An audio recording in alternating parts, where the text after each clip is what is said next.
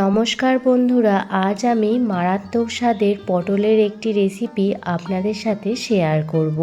এই পটলের রেসিপিটি পটলের অন্যান্য রেসিপির থেকে একদমই আলাদা, কিন্তু খেতে হয় দুর্দান্ত। গরম গরম ভাত কিংবা রুটি সবের সাথেই এই পটলের রেসিপিটি খুবই ভালো লাগে খেতে। তো চলুন বন্ধুরা, আর দেরি না করে রেসিপিটি দেখে নিন। নমস্কার বন্ধুরা, মৌসুমি কিচেন অ্যান্ড ব্লগে আপনাদের সবাইকে স্বাগত। এখানে দেখুন, আমি 500 গ্রাম পটল নিয়েছি। প্রথমে পটলের খোসাগুলো ভালোভাবে ছাড়িয়ে নেব। পটলের গায়ে যে পাতলা খোসার আস্তরণটা আছে, সেই পাতলা খোসার আস্তরণটা একটি ছুরির সাহায্যে ছাড়িয়ে নিচ্ছি। পটলের এই রেসিপিটি বানানোর জন্য পটলগুলো যদি আপনারা এইভাবে কেটে নেন তাহলে খেতে ভীষণ ভালো লাগে। পটলের একঘেয়ে রেসিপি খেতে খেতে বোর হয়ে গেলে একবার হলেও এই রেসিপিটি ট্রাই করে দেখতে পারেন, খেতে ভীষণই ভালো লাগে। দেখুন, পটলের খোসা ছাড়িয়ে নেওয়ার পর এইভাবে দুয়াতখানা করে কেটে নিলাম। পটলের পাতলা আস্তরণটা বাদ দিয়ে এইভাবে দুয়াতখানা করে কেটে নেব। একই পদ্ধতিতে বাকি পটলগুলো কেটে নেব। পটলের পাতলা আস্তরণটা বাদ দিয়ে দেওয়ার পর আপনারা দুই দিকটা আগে বাদ দিয়ে দেবেন, দিয়ে মাঝখান থেকে কেটে নেবেন। কিন্তু এখানে আমি প্রথমে দুই দিকটা কাটতে ভুলে গিয়েছিলাম, সেই জন্য পরে আবার কেটে নিয়েছিলাম, আর সেটা আপনাদের সাথে শেয়ার করা হয়নি।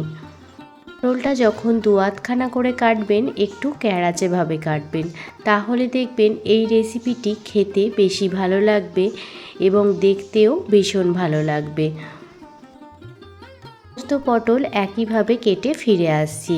দেখুন, পটলের খোসা ছাড়িয়ে দুয়াতখানা করে নিয়েছি, আর পটলের দুই দিকটাই অল্প অল্প পরিমাণে দেখুন বাদ দিয়ে দিয়েছি। প্রত্যেকটা পটলেরই দুই দিকটা অল্প অল্প পরিমাণে বাদ দিয়ে দিয়েছি এবং পটলগুলো খুব ভালোভাবে জল দিয়ে ধুয়ে নিয়েছি।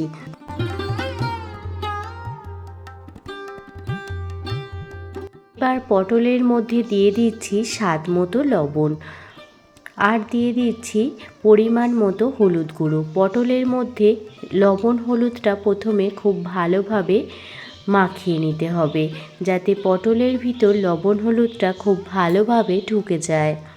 লুচি, রুটি, পরোটা কিংবা ভাতের সাথেও পটলের এই রেসিপিটি খেতে দুর্দান্ত লাগে। একবার হলেও এইভাবে পটলের রেসিপিটি বানিয়ে দেখতে পারেন। লবণ হলুদটা খুব ভালোভাবে সমস্ত পটলের গায়েতে মাখিয়ে নিতে হবে।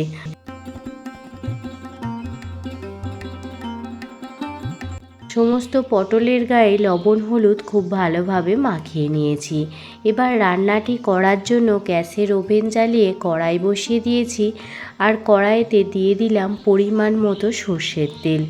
আজকের রান্নাটি আমি সর্ষের তেলে করছি, আপনারা চাইলে সাদা তেলেও করতে পারেন। তেল যখন খুব ভালোভাবে গরম হয়ে যাবে, লবণ হলুদ মাখানো পটলগুলো এই গরম তেলের মধ্যে দিয়ে দেব। ভালোভাবে গরম হবার পরই পটলগুলো দিয়ে দেবেন। গ্যাসের ফ্লেম মিডিয়ামে রেখে পটলগুলো দুপিঠটা খুব ভালোভাবে ভেজে নেব। পটলগুলো প্রথমে ভেজে রান্না করলেই এই রেসিপিটি খেতে বেশি ভালো লাগবে। রেসিপিটির ক্ষেত্রে পটলগুলো একটু বড় সাইজের হলে খেতে ভীষণ ভালো লাগে। পটলের এক পিঠটা ভাজা হয়ে গেছে, অপর পিঠটাও উল্টে দিলাম এবং ভালো করে ভেজে নিচ্ছি। পটলের দু পিঠটাই খুব ভালোভাবে ভেজে নিতে হবে, যাতে পটলগুলো প্রায় একদমই 70% মতো সিদ্ধ হয়ে যায়।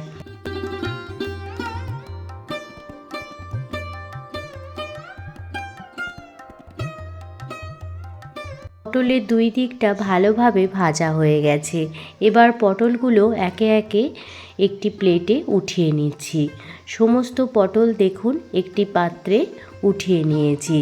এবার ওই অবশিষ্ট তেলের মধ্যে প্রথমে দিয়ে দিলাম তেজপাতা, এবার দিয়ে দিচ্ছি দারুচিনি, এলাচ, লবঙ্গ, গোটা জিরে আর একটি শুকনো লঙ্কা। প্রথমে ফোড়নটা খুব ভালোভাবে ভেজে নিতে হবে। ফোড়ন থেকে যখন একটি মিষ্টি সুগন্ধ বের হবে, তখন এর মধ্যে একটি মিডিয়াম সাইজের টমেটো চৌকো চৌকো করে কেটে দিয়ে দিলাম। প্রথমে টমেটোটা কিছুক্ষণ মেল্ট হতে দেব। টমেটো যখন মেল্ট হয়ে যাবে এর মধ্যে দিয়ে দিলাম আদা কাঁচা লঙ্কা বাটা। এই রেসিপিটি সম্পূর্ণ নিরামিষ, যে কোনো নিরামিষের দিনে এবং আমিষের দিনেও আপনারা এই রেসিপিটি বানিয়ে নিতে পারেন। আদা কাঁচা লঙ্কা টমেটো ভালোভাবে কষানো হয়ে গেলে এর মধ্যে দিয়ে দিচ্ছি 1 চামচ হলুদ গুঁড়ো, 1 চামচ পরিমাণ কাশ্মীরি লাল লঙ্কার গুঁড়ো। আপনারা চাইলে ঝাল লাল লঙ্কার গুঁড়োও দিতে পারেন। এবার দিয়ে দিচ্ছি 1 চামচ পরিমাণ ধনিয়া গুঁড়ো আর 1 চামচ পরিমাণ গোটা জিরের গুঁড়ো। সমস্ত ড্রাই মশলা দিয়ে দেওয়ার পর এর মধ্যে দিয়ে দিচ্ছি ভিজিয়ে রাখা ছোলার ডাল।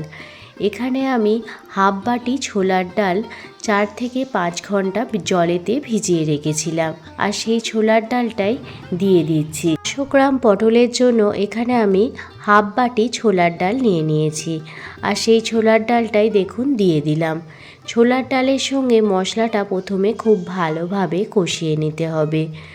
অবশ্যই ছোলার ডালটা 4 থেকে 5 ঘন্টা আগে ভিজিয়ে রেখে দেবেন, তাহলে দেখবেন খুব সুন্দরভাবে কড়াতেই ছোলার ডালটা সিদ্ধ হয়ে গেছে। মশলার সঙ্গে ছোলার ডাল ভালোভাবে কষানো হয়ে গেলে সামান্য পরিমাণ জল দিয়ে দিলাম, যাতে ছোলার ডালটা খুব ভালোভাবে সিদ্ধ হয়ে যায়। আর এর মধ্যে দিয়ে দিচ্ছি স্বাদ মতো লবণ, আর স্বাদের ব্যালেন্সের জন্য সামান্য পরিমাণ চিনি। এবার দেখুন গ্রেভিটা ফুটতে শুরু হয়ে গেছে। এবার ঢাকনা চাপা দিয়ে 10 মিনিট মতো ঢেকে রেখে দেবো, যাতে ছোলার ডাল ভালোভাবে সিদ্ধ হয়ে যায়। 10 মিনিট পর ফিরে এসেছি আর আপনাদের দেখাচ্ছি। দেখুন ছোলার ডাল কিন্তু এখন অনেকটা পরিমাণ সিদ্ধ হয়ে গেছে। একটি ছোলার ডাল আপনাদের হাতে টিপেও দেখাচ্ছি। দেখুন অনেকটাই পরিমাণ ছোলার ডালটা সিদ্ধ হয়ে গেছে। পর্যায়ে ভেজে রাখা পটলগুলো এবার এই গ্রেভির মধ্যে দিয়ে দেব। আজকে এই রেসিপিটি একদমই ড্রাই হবে, তাই কোনো রকম ঝোল থাকবে না। পটলগুলো দেবার পর ছোলার ডালের সাথে পটলগুলো ভালোভাবে মিশিয়ে দিচ্ছি, যাতে সমস্ত মশলা পটলের ভিতর ঢুকে যায়। সেই জন্য আবারও ঢাকনা চাপা দিয়ে 10 মিনিট মতো ঢেকে রেখে দেব। রান্নাটি বানানো খুবই সহজ, ঘরোয়া কিছু মশলা দিয়েই পটলের এই রেসিপিটি তৈরি হয়ে যায়, কিন্তু খেতে হয় অসাধারণ। পটল খেতে একদমই পছন্দ করে না, তাদের এইভাবে পটল রান্না করে দিন, দেখবেন চেটে পুটে খেয়ে নেবে।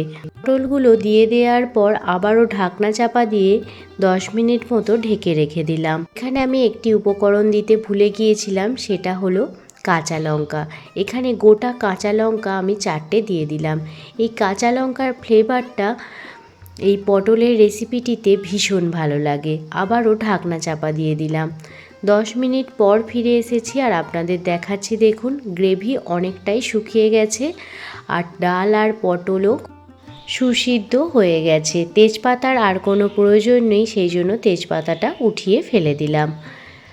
এবার যে গ্রেভিটা আছে সেই গ্রেভিটা খুব ভালোভাবে শুকিয়ে নিতে হবে।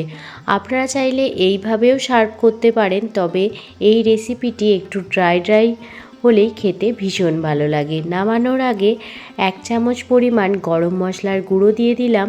আপনারা চাইলে 1 চামচ ঘিও এখানে দিতে পারেন, তবে আজ আমি আর ঘিয়ের ব্যবহার করিনি। ছোলার ডালের সাথে পটলের এই রেসিপিটি এতটাই টেস্টি হয়, একবার বাড়িতে না বানালে বিশ্বাসই করবেন না। এর কাছে থাকা কিছু সামান্য উপকরণ দিয়েই এই রেসিপিটি তৈরি হয়ে যায়, কিন্তু খেতে হয় অসাধারণ। দেখুন গ্রেভিটা অনেকটাই শুকিয়ে গেছে এবং রেসিপিটায় একদমই ড্রাই হয়ে গেছে। এই পর্যায়ে আমি গ্যাসের ফ্লেমটি বন্ধ করে দেব। এই রেসিপিটি একটি পাত্রে সার্ভ করে দিচ্ছি। ছোলার ডাল দিয়ে পটলের রেসিপিটি আপনাদের কাছে কেমন লাগলো অবশ্যই কমেন্ট করে জানাবেন। যদি ভালো লেগে থাকে প্লিজ একটি লাইক, কমেন্ট, শেয়ার এবং সাবস্ক্রাইব করে আমার পাশে থাকবেন।